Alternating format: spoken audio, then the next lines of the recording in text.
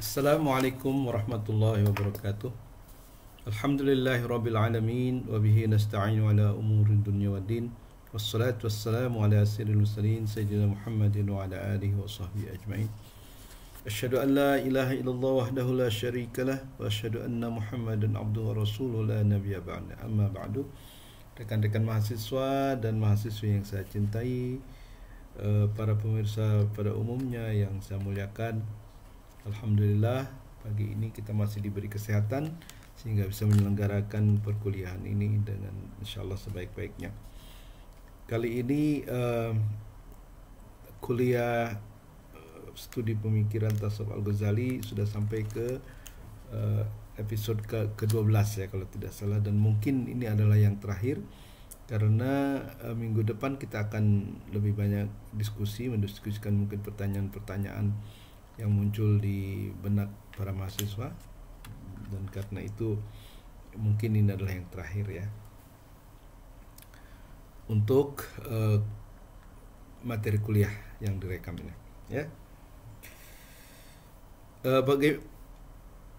Judulnya atau topik kali ini adalah pengaruh Al-Ghazali terhadap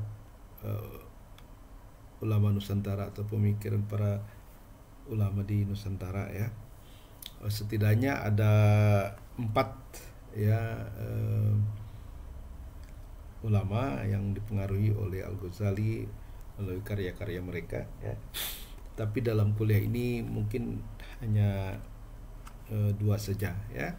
Keempat ulama itu yaitu Syekh Abdus Somad Al-Palembang, kemudian Syekh Daud Ibnu Abdullah bin Idris Al-Fatani, kemudian ada Syekh Wan Hasan Wan Ishaq Fatani dan Abdus Somad bin Muhammad Saleh ya. Tetapi di sini hanya akan dikemukakan 2 saja karena materinya memang cukup panjang ya. Marilah kita mulai dengan Syekh Abdus Somad Al-Palembang ya, yang diperkirakan lahir di awal abad ke-18 dan meninggal macam-macam. Ada yang mengatakan dia meninggal 1779, ada yang mengatakan 1828, masih dalam keadaan diperdebatkan ya. Tetapi yang jelas itu adalah abad ke-18, awal abad 18 sampai akhir abad 18 atau awal abad 18 ya. Oke,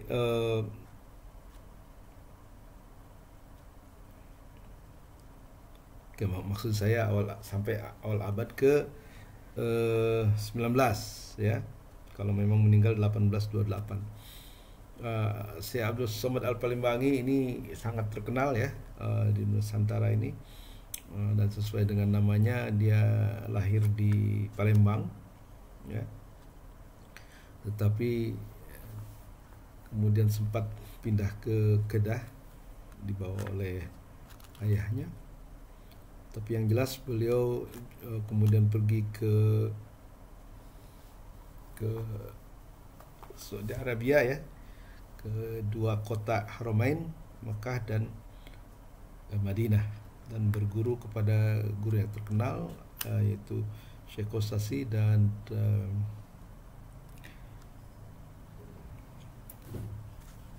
satu lagi adalah Al-Qurani ya. Kita udah jelaskan itu minggu kemarin, jadi saya tidak perlu ulang lagi ya. Abdus Somad Palembangi adalah seorang sufi yang mencoba membawa tasawuf ke suasana yang lebih moderat, yaitu dengan memperkenalkan karya-karya Al-Ghazali, sehingga pengaruh Al-Ghazali sangat kentara dalam karya-karyanya ya.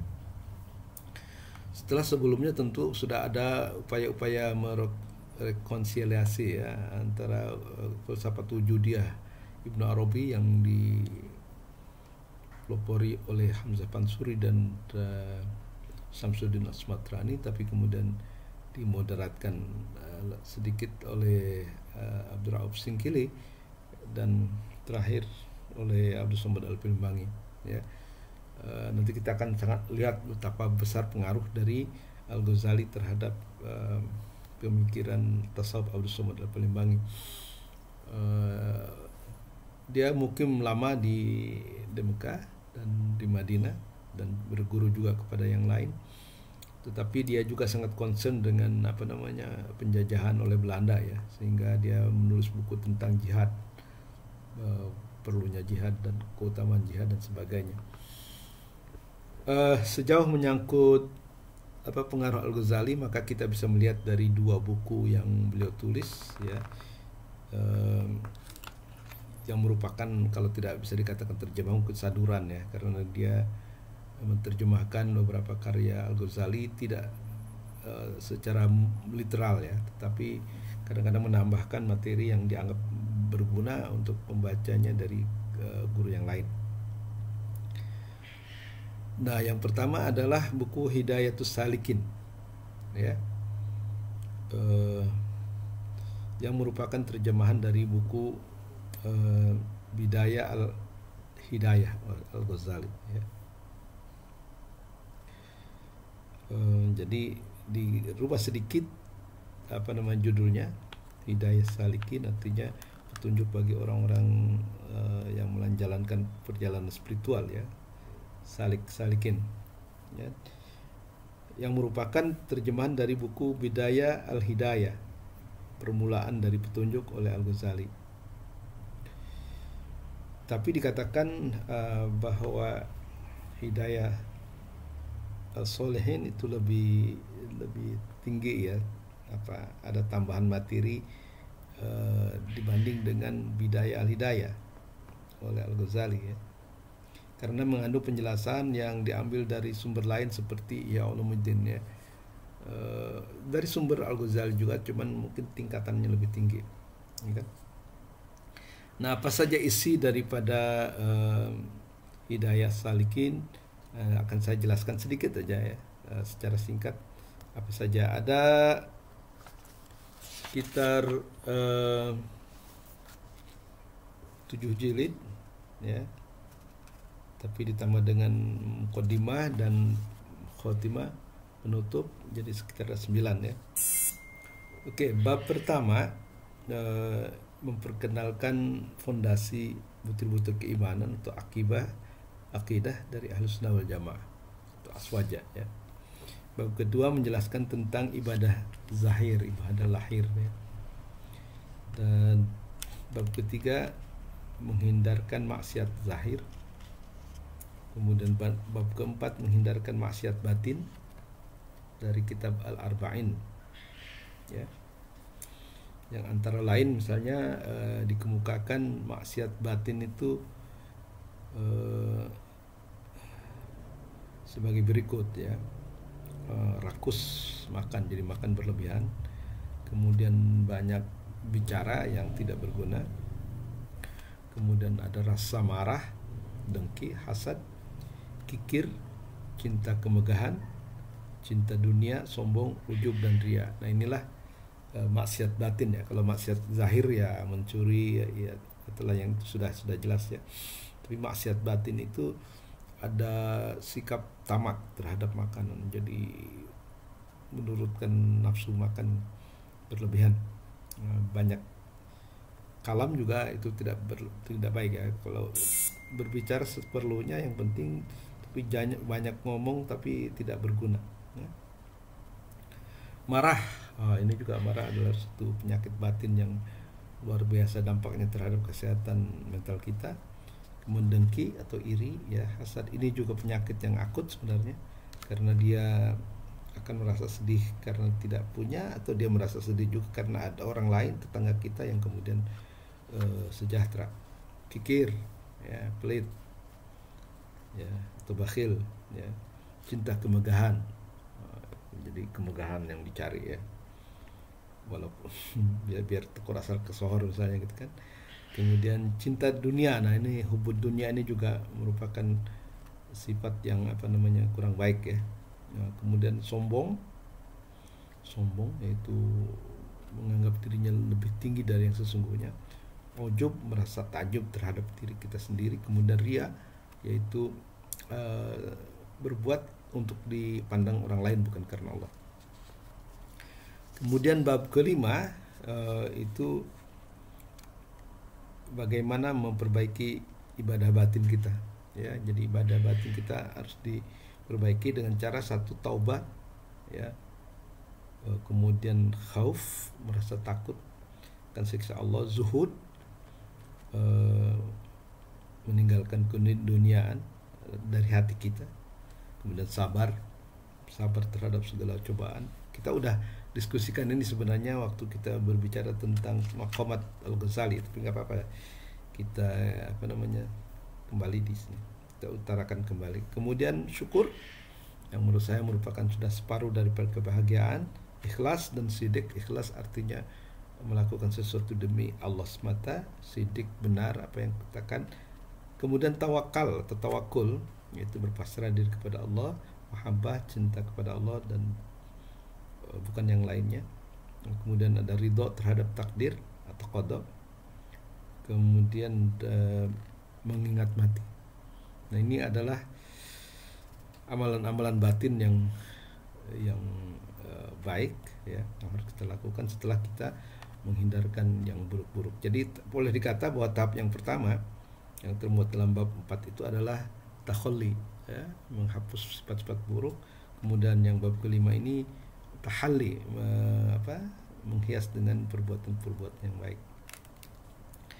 Bab ke-6 bicara tentang zikir dari sudut fadilahnya, adabnya dan metodenya. Bagaimana adab berzikir, apa keutamaannya dan bagaimana caranya, ya.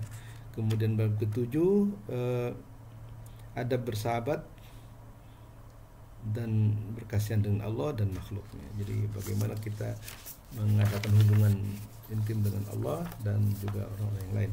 Kemudian ada bab penutup atau kesimpulan, yaitu tentang sopan santun dari dua kelompok orang. Yang pertama orang-orang yang telah kita kenal dan saling mengenal artinya, dan kemudian adab terhadap orang yang tidak dikenal tapi sesama muslim, ya. Nah, itulah buku yang pertama, ya, yang disebut Hidayatus Salikin, yang merupakan terjemahan dari Bidayah Al-Hidayah dari Al-Ghazali.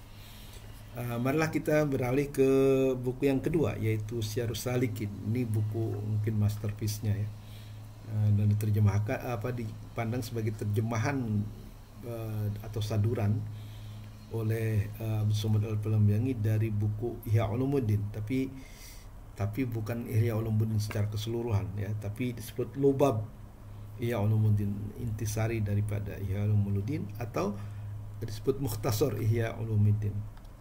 Dan dilakukan terjemahan itu pada tahun 779, yang diperkirakan oleh seorang ahli. Abdul Somad meninggal setelah menyelesaikan terjemahan ini.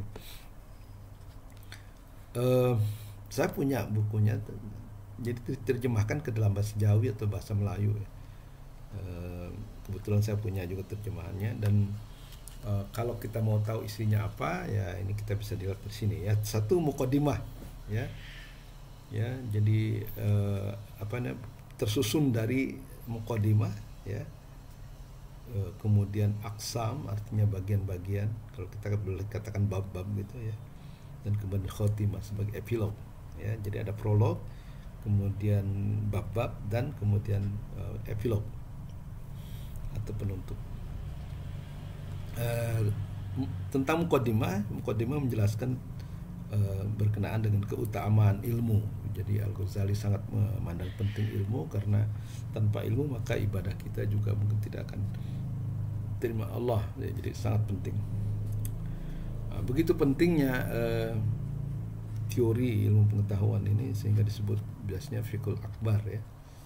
Jadi ilmu teoritis sangat penting untuk sebagai jalan menuju ibadah yang bisa insya Allah diterima, makbul, ya.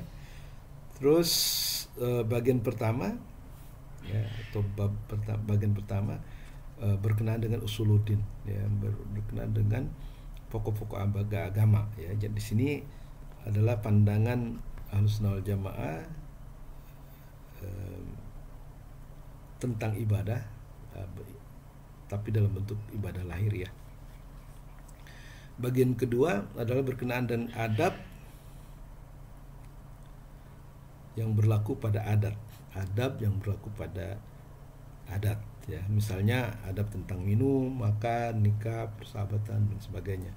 Al-Ghazali itu sangat mementingkan, ya. Adab belajar, adab membaca Quran, adab menyusun Quran dan sebagainya, itu masuk ke dalam bagian ini, ya.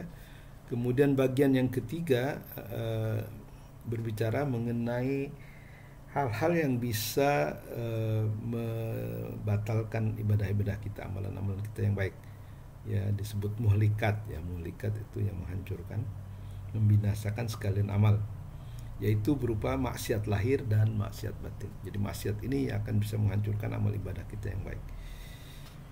Oke, bagian keempat atau terakhir memberi penjelasan tentang munjiat, ya. Munjiat itu yang bisa menyelamatkan kita dari kebinasaan, yang berupa ibadah batin sebenarnya, ya.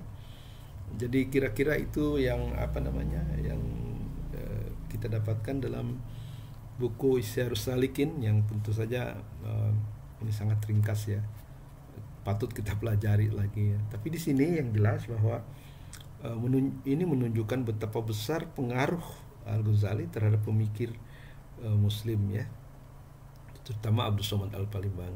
Jadi karya-karyanya itu sangat diinspirasi, bahkan merupakan terjemahan, ya, ke dalam bahasa Melayu dari bahasa Arab dari karangan Al-Ghazali, ya. Seperti Isyarus Salikin yang merupakan terjemahan dari Mukhtasar Ihya Ulumuddin, dan juga Hidayah Salikin, Hidayatus Salikin yang merupakan terjemahan dari Bidayah Al-Hidayah Al-Ghazali. Jadi jelas tidak bisa diragukan lagi pengaruh Al-Ghazali begitu besar terhadap pemikiran dari Abdus Somad Al-Palembangi. Nah, kemudian tokoh kedua yang juga dipengaruhi oleh Al-Ghazali, karya-karya Al-Ghazali, adalah Syekh Daud bin Abdullah bin Idris Al-Fatani, ya. Fatani ini merujuk pada sebuah kota di Thailand Selatan yang dulu adalah Kesultanan Fatani, tapi sekarang di bawah kekuasaan Burma, Thailand, ya. Oke, beliau juga belajar di Haramain di Mekah dan Madinah, bahkan 30 tahun dia tinggal di Madinah dan 5 tahun di 30 tahun di Mekah dan 5 tahun di Madinah, dan mereka berguru pada guru yang sama, yaitu Al-Qusasi dan Al-Qurani, ya. Tetapi dikatakan bahwa selain kedua guru yang guru bersama dari Abdus Somad Al-Palembangi dan yang lain-lain, juga belajar kepada syekh lain dari Mesir, kalau nggak salah Sya'rani, ya. Kedudukan beliau mungkin bisa dilihat dari titel atau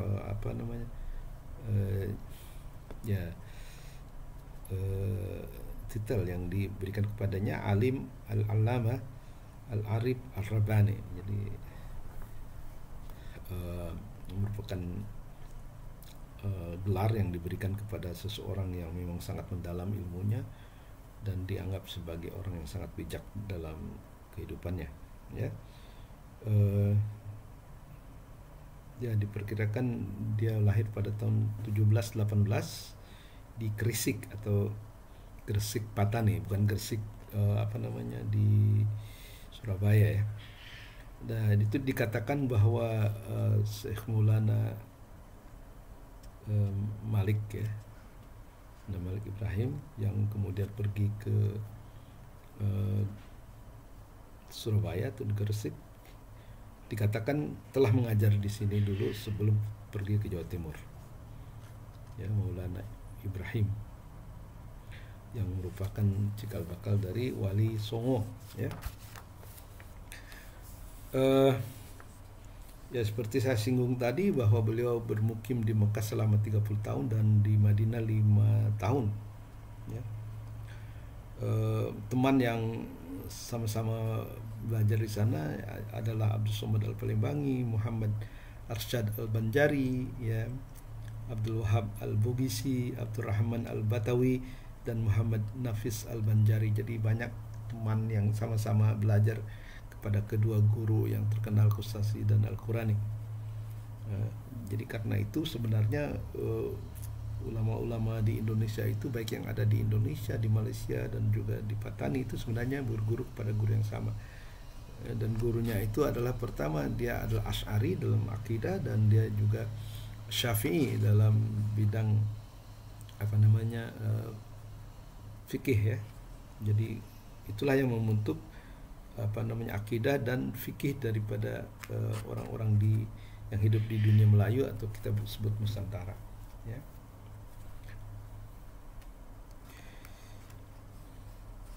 Menurut beliau, Al-Ghazali adalah guru yang terbesar, ya.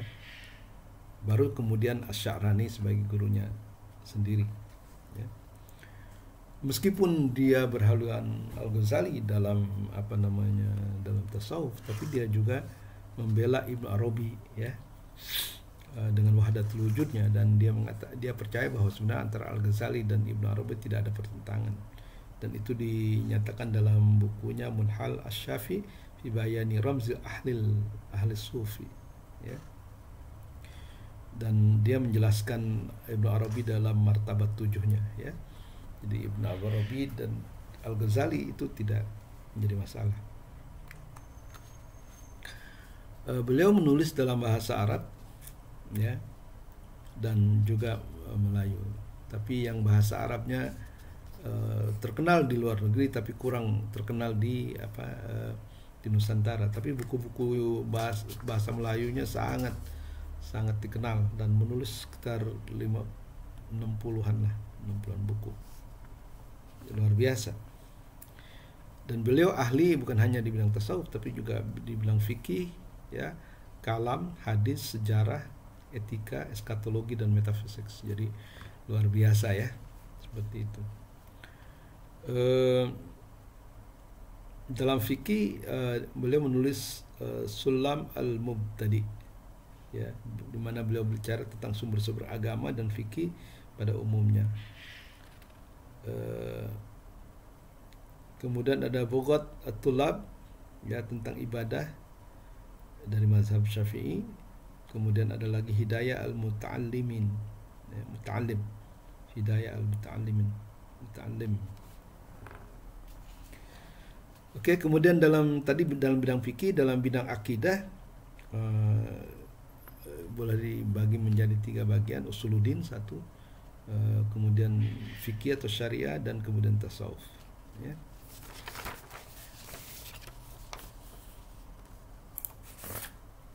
Nah, dalam bidang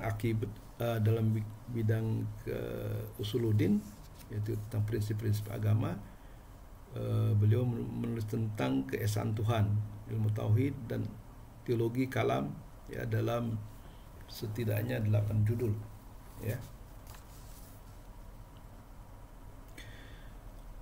Antara lain adalah Kifayat Al-Mubtadi wa Irsyad Al-Muhtadi, ya. Kemudian ada Ad-Dur As-Samin fi Aqaid Al-Mu'minin, ya.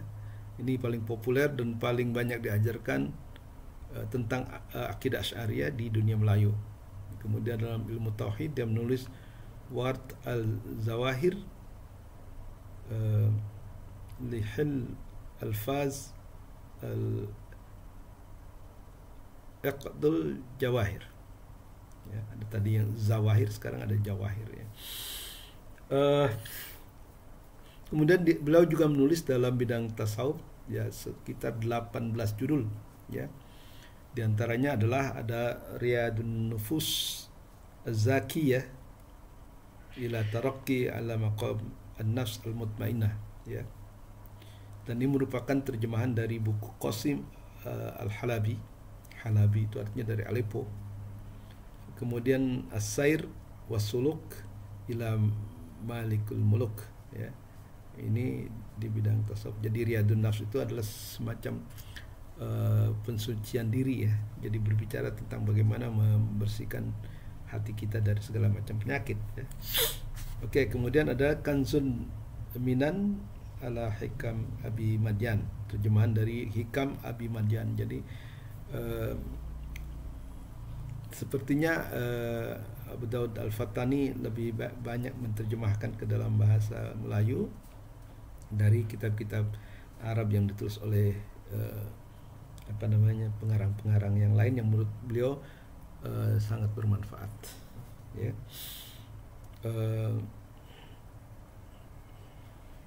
Nah, kemudian juga ada Bidayat Al-Hidayah ya. Jadi kalau mau melihat pengaruh beliau dalam pengaruh Al-Ghazali terhadap beliau, itu bisa dilihat dari dua bukunya ya.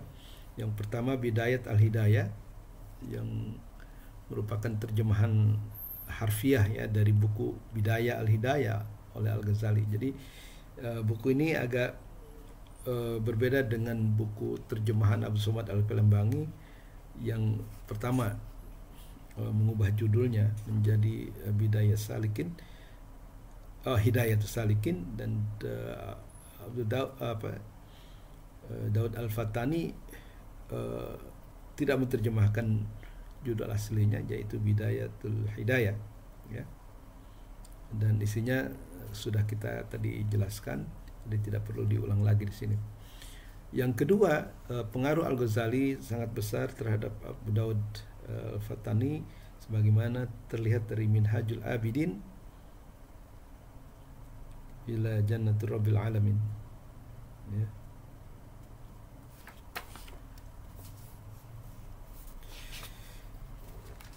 Oke,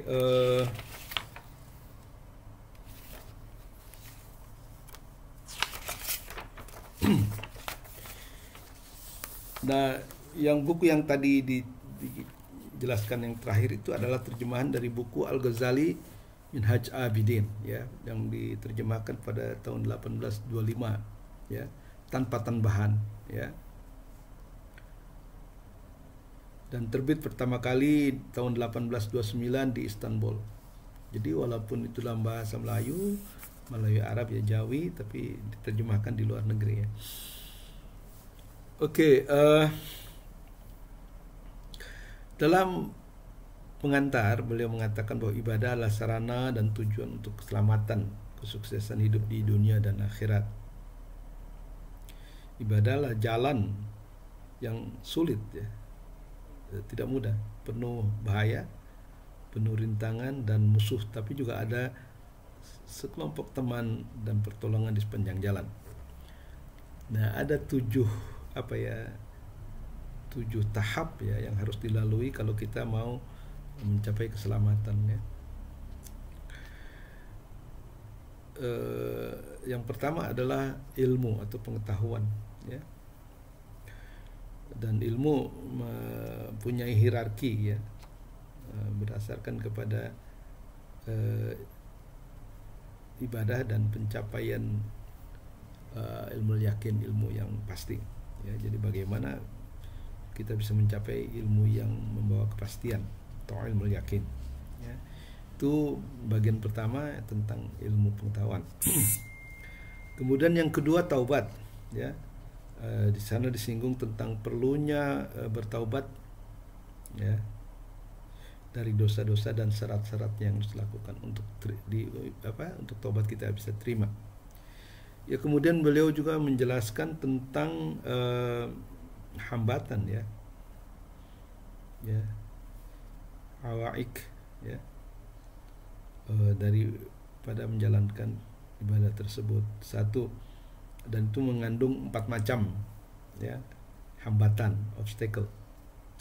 Satu, soal dunia, jadi kecintaan manusia kepada dunia, dan dunia ini bisa menjadi juga hambatan ya kalau kita tidak bijak menyikapinya ya. Kedua berkaitan dengan manusia ya, manusia juga bisa membuat kita lupa pada Tuhan ya. Kemudian ada unsur setan yang selalu menggoda, menghalang-halangi kita dalam jalan menuju ibadah kepada Allah Subhanahu wa taala. Ya, kemudian ada juga nafsu ya. Jadi ada 4 unsur yang bisa menjadi hambatan kita untuk berjalan menuju Allah, yaitu dunia, pengaruhnya terhadap kita, ya, manusia, cinta kepada manusia, cinta kepada dunia. Kemudian ada faktor lain, yaitu setan dan juga kita punya hawa nafsu. Tapi buku ini juga menjelaskan bagaimana mengatasinya. Oke. Nah, kemudian yang ketiga adalah penyimpangan, ya, atau apa-apa yang membuat kita bisa deviate, ya, atau menyimpang dari jalan yang sesungguhnya, dan juga bagaimana mengatasinya. Satu, masalah rezeki. Jadi ada orang yang mengejar rezeki tapi melupakan ibadah,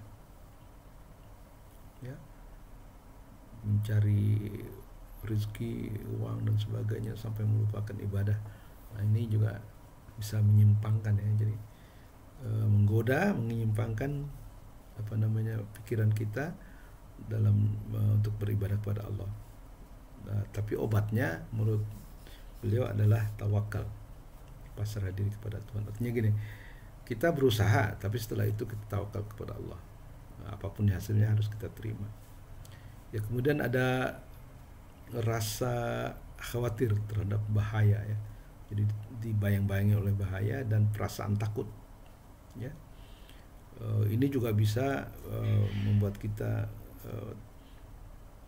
melenceng dari jalan ibadah yang sebenarnya, ya. Kemudian jalan keluarnya atau obatnya adalah memasrahkan semua tindakan kita kepada Allah. Jadi artinya gini, kita dalam kita melakukan kegiatan kita mengatakan Bismillahirrahmanirrahim, ya, atas nama Allah. Jadi hasilnya kita pasrahkan kepada Allah.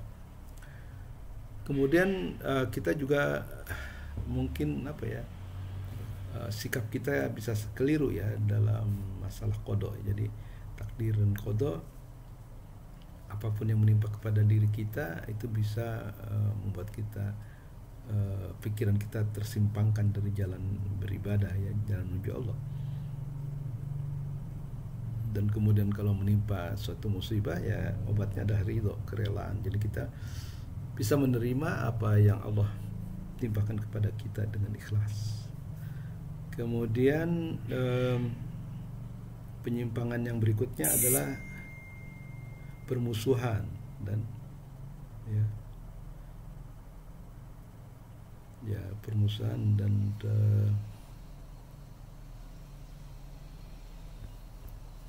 dan yang lainnya, lain yang kira-kira bisa membawa kita tersimpangkan dari jalan ibadah dan jalan menuju Allah. Jadi ada permusuhan dan ada bad luck, ya, kenahasan, ya, naas atau sial, ya. Dan itu harus dilawan dengan sikap sabar, ya. Jadi selain menunjukkan apa-apa yang bisa menyimpangkan pikiran kita daripada Allah, beliau juga memberikan jalan keluar. Jadi misalnya kekhawatiran tidak mendapatkan rezeki dilawan dengan tawakal, ya. Khawatir terhadap bahaya dan perasaan takut, ya, harus dengan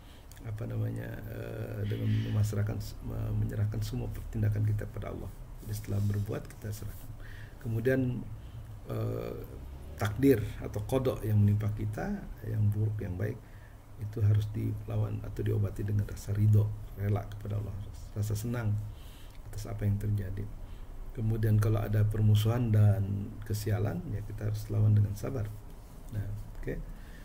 Kemudian bagian yang keempat boleh dikata sebagai iming-iming, ya. Jadi apa yang kita disebut bawais, ya. Jadi kira-kira reward apa yang akan kita terima.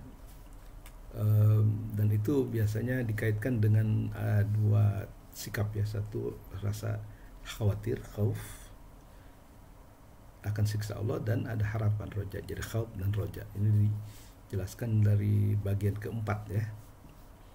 Kemudian ada perusak, ya, kawadih, ya, dua sifat buruk, yaitu ria dan ujub.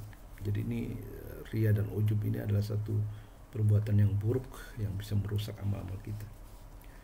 Kemudian ada pujian dan syukur, ya, alhamd wa syukur, ya. Jadi itulah yang dapat kita kita pelajari dari dua tokoh ini, ya, yaitu Abdus Somad Al-Palembang dan Daud Al-Fattani, ya, di mana kita melihat karya-karya Al-Ghazali sangat berpengaruh kepada mereka dan pemikiran mereka sangat berpengaruh terhadap perkembangan pemikiran tasawuf di Nusantara. Jadi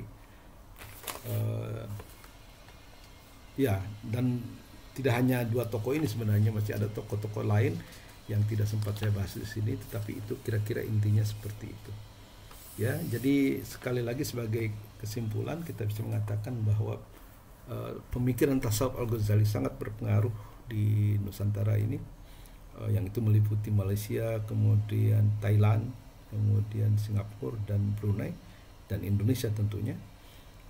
Seperti terlihat dari tulisan dari dua tokoh yang sangat terkenal, yaitu Abdus Somad Al-Palembang dan di Indonesia orang Palembang, dan juga Daud Al-Fattani di Thailand Selatan, ya, daerah Patani, dalam bukunya yang merupakan terjemahan, ya, pada intinya terjemahan dari buku Al-Ghazali ke dalam bahasa Jawi, dan itu sangat berpengaruh di Nusantara, ya. Misalnya Bidayah Al-Hidayah itu diterjemahkan oleh Abdus Somad Al-Palembang dengan judul Hidayatus Salikin. Kemudian buku Mukhtasar Ihya Ulumuddin diterjemahkan menjadi Syiarus Salikin oleh Abdus Somad. Kemudian buku Bidayah Al-Hidayah diterjemahkan sebagaimana adanya dengan judul yang sama oleh Daud Al-Fattani, dan Minhajul Abidin diterjemahkan juga oleh Abu Daud Al-Fattani. Sehingga kita bisa mengatakan dengan positif bahwa memanglah pemikiran tasawuf Al-Ghazali sangat berpengaruh di Nusantara ini. Demikianlah yang bisa saya sampaikan, lebih kurangnya saya mohon maaf. Billahi taufiq wal hidayah. Assalamualaikum warahmatullahi wabarakatuh.